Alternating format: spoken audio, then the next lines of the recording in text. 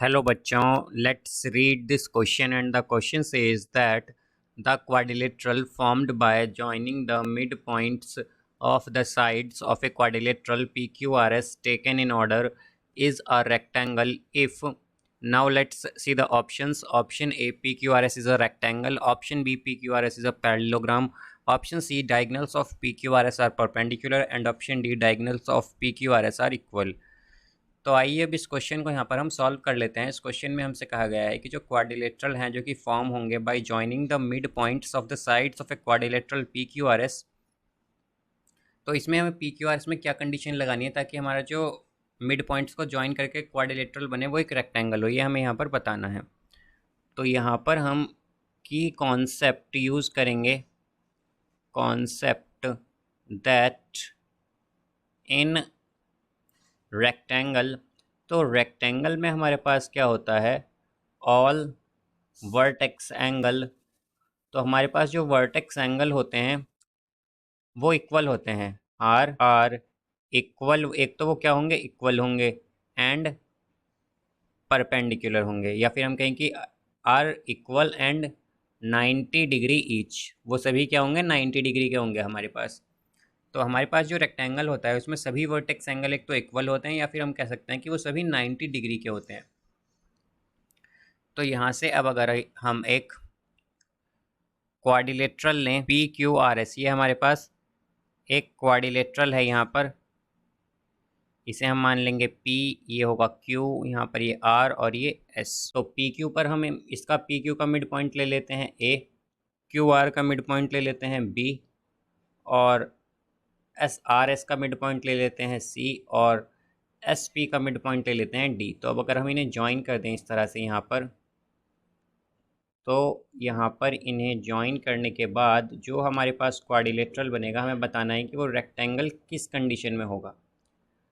तो यहाँ से अगर हम देखें कि हमारे पास जो डायगनल्स हैं इस क्वाड्रिलेटरल PQRS की, ये दो डायगनल होंगी, एक तो होगी PR और एक होगी यहाँ पर हमारे पास डायगनल QS। तो अगर हम इन्हें दोनों को ज्वाइन करें तो ये इस तरह से हमारे पास डायग्राम बनेगा इसका। अब हमें इसके लिए यहाँ पर एक थ्योरम होती है, mid point theorem, mid point theorem. तो इस थ्योरम के अकॉर्डिंग क्या होता है कि अगर हमारे पास एक ट्रायंगल है, इस ट्रायंगल को हम मान लेते हैं एक्स वाई जेड। अगर इसमें हमारे पास मिड पॉइंट जो है एक्स वाई का वो है W, और जो वाई जेड है इसका हमारे पास मिड पॉइंट है V, और अगर हम इन दोनों को ज्वाइन करें तो हमारे पास क्या होगा, जो VW है वो पैरेलल होगा ZY के, या फिर हम कह सकते हैं कि VW जो है वो इक्वल होगा हाफ ऑफ YZ के या ZY के। तो यहाँ से हमारे पास ये आता है फ्रॉम मिड पॉइंट थ्योरम। तो अब अगर इसी थ्योरम का हम यहाँ पर यूज़ करें तो हमारे पास जो ट्रायंगल है, इन ट्रायंगल PQR में अगर हम लें तो PQR क्या है, इसमें जो AB हमने ड्रॉ किए है, बेसिकली हमने कैसे ड्रॉ की है, PQ और QR के मिड पॉइंट को ज्वाइन करके। तो हम जानते हैं कि मिड पॉइंट थ्योरम के अकॉर्डिंग हमारे पास क्या हो जाएगा, AB यहाँ से पैरेलल हो जाएगी किसके, PR के। अब इसी तरह अगर हम देखें QRS में, इन ट्रायंगल QRS, तो इसमें क्या होगा, हमारे पास जो BC है वो पैरेलल हो जाएगी किसके, बिकॉज इसमें हमारे पास ये पैरेलल हो जाएगी, बिकॉज अगर हम देखें तो जो हमने BC ड्रॉ की है ये क्या है, मिड पॉइंट को ज्वाइन करके बनाई है, तो इसलिए ये पैरेलल होगी किसके, QS के। तो यहाँ से हमारे पास ये दोनों क्या हैं, जो AB है वो पैरेलल है PR के, जो BC है वो पैरेलल है QS के। तो यहाँ पर अगर हम एक रेक्टेंगल कंसीडर करें तो इसके लिए क्या कंडीशन होगी कि यहाँ पर जो दो एडजेसेंट एंगल, जो दो एडजेसेंट साइड्स हैं, इनके बीच का एंगल क्या होना चाहिए, यहाँ पर राइट एंगल या 90 डिग्री। तो AB और BC जो हमारे पास ट्रायंगल ABC है, ABCD जो रेक्टेंगल है बेसिकली, या हम कहेंगे जो क्वाड्रिलेटरल है ABCD, इसमें हमारे पास क्या है कि AB और BC जो हैं ये एडजेसेंट साइड्स हैं। तो हमारे पास AB क्या होगी, परपेंडिकुलर होगी BC के, बिकॉज इन दोनों के बीच में क्या होना चाहिए, 90 डिग्री का एंगल बनना चाहिए, तभी ये रेक्टेंगल होगा, बिकॉज रेक्टेंगल में दो एडजेसेंट साइड्स के बीच में एंगल बनता है 90 डिग्री।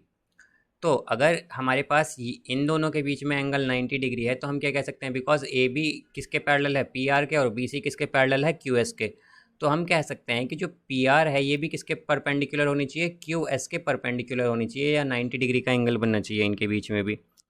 तो यहाँ से हम क्या कह सकते हैं कि हमारे पास क्या कंक्लूजन आया कि ए बी सी डी ये रेक्टेंगल तब बनेगा हमारे पास, क्वाड्रिलेटरल जो ए बी सी डी है ये रेक्टेंगल तभी होगा जब हमारे पास पी आर और क्यू एस क्या है, यहाँ पर हमारे पास पी आर और क्यू एस है, यहाँ पर हमारे पास diagonals of quadrilateral P Q R S. तो हम कहेंगे कि जब हमारे पास जो क्वाड्रिलेटरल की डायगनल है उनके बीच में क्या बनेगा, 90 डिग्री का एंगल बनेगा या राइट एंगल बनेगा, तभी हमारे पास ये जो ए बी सी डी है ये क्या होगा, एक रेक्टेंगल बन पाएगा। तो हम क्या कहेंगे, जैसा कि हमसे पूछा गया था कि पी क्यू आर जो हमारे पास रेक्टेंगल है वो कब बनेगा, तो हम कह सकते हैं कि जो हमारे पास ए बी सी डी है वो रेक्टेंगल तभी बनेगा जब डायगनल्स जो है पी क्यू आर एस की वो क्या हो, परपेंडिकुलर हो। तो इसका करेक्ट आंसर आएगा option C, diagonals of PQRS are perpendicular.